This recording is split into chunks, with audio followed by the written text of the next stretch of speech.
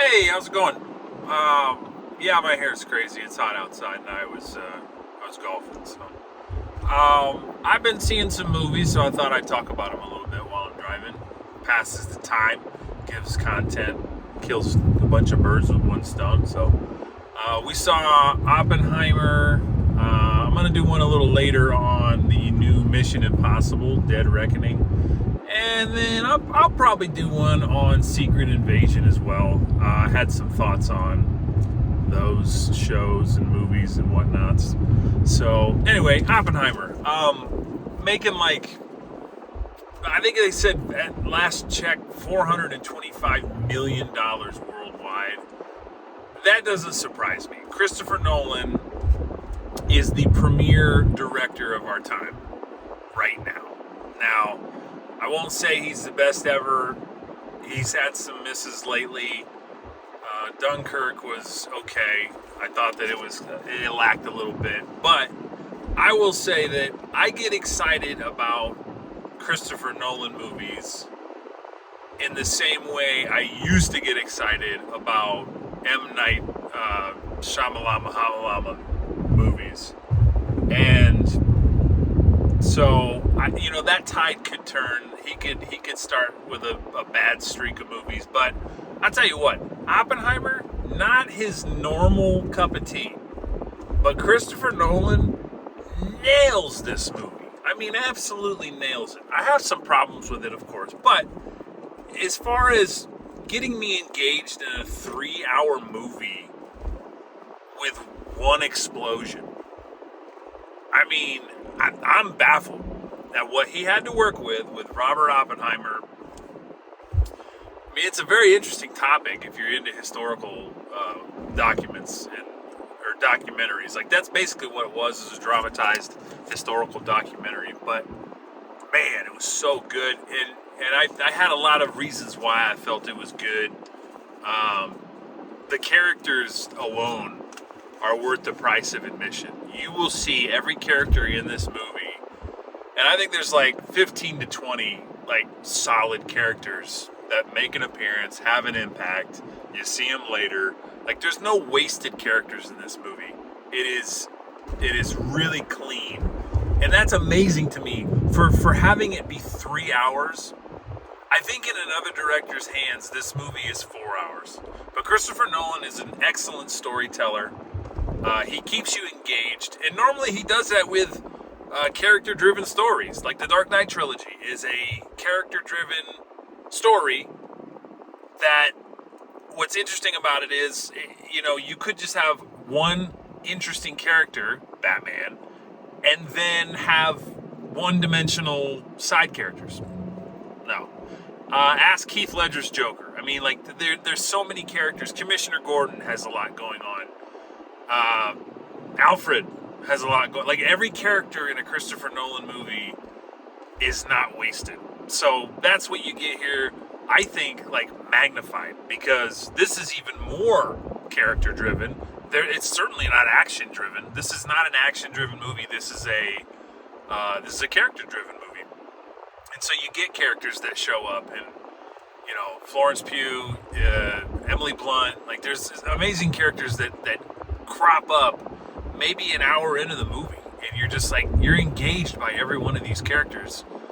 Matt Damon, who I'm not a huge Matt Damon fan, but he knocked it out of the park. I thought he was a fantastic. I think he was a colonel in the movie, but every character you're like, oh, I know him from this. I know her from that. Like, there was such an A-list cast that it really kept this movie fresh from every scene. Having said that, the scenes that I felt I could do without, call me a prude, the sex scenes, it didn't really do it for me. Like, it really had no place in the movie. I felt like he did a good job explaining that Oppenheimer was a womanizer from the beginning. And we got that from Florence Pugh and his dialogue with her.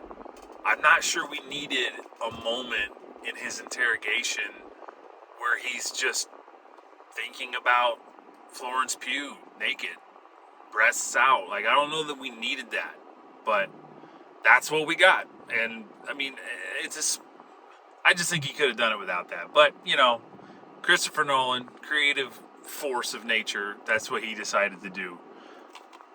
What about the historical part? I thought Oppenheimer,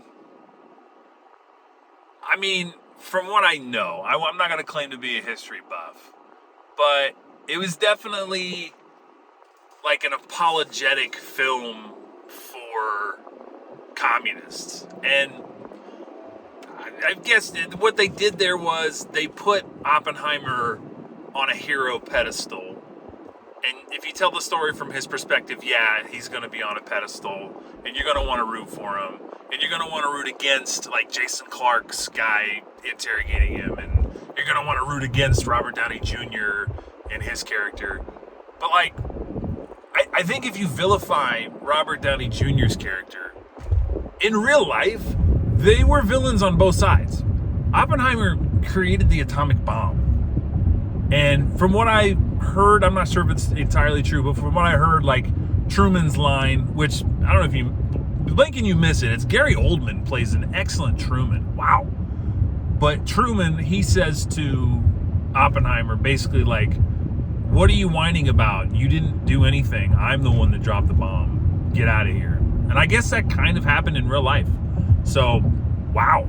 That's kind of amazing to me that happened. But I feel like everybody in this era in America and a lot of the world knew somebody or had some kind of tie to a communist. That's just the time that they lived in. And they kind of vilified him after the fact. You can make of it what you want. The dude helps to make an atomic bomb. And then later, he's like, hey, we shouldn't use the atomic bomb. You could say that he felt guilty afterwards. You could say that he never wanted to do it to begin with. I don't know. I don't think we'll ever know, like, the true motivations of Robert Oppenheimer. But, man, they really did a good job of weaving in, like, everybody's motivations in this movie. And there were so many moments when you were just baffled by the use of sound and... Like while he's thinking, you can tell that his brain is just like in serious meltdown mode because there's so much going on all at once. Again, Christopher Nolan is so smart. Like, he uses the sounds of an atomic bomb to also project like the internal battle in Oppenheimer. It's so incredibly impressive the way that Nolan and his creative team can just make a historical document, one of the most interesting movies of 2023. So I'm really high on this movie. It has some flaws in it, but you know what? Compared to the garbage that I've seen come out of Hollywood in the last couple years, this movie is freaking fantastic, and I will die on that hill. I don't think we'll ever be truly 100% honest when we're talking about political figures, so I can kind of let go that we kind of treat Oppenheimer like a hero when I think at most he's a gray figure. He's kind of neutral. So, having said that, excellent movie. Christopher Nolan delivers again, and I can't wait till the next thing that Christopher Nolan decides to do. It will be fantastic. Peace.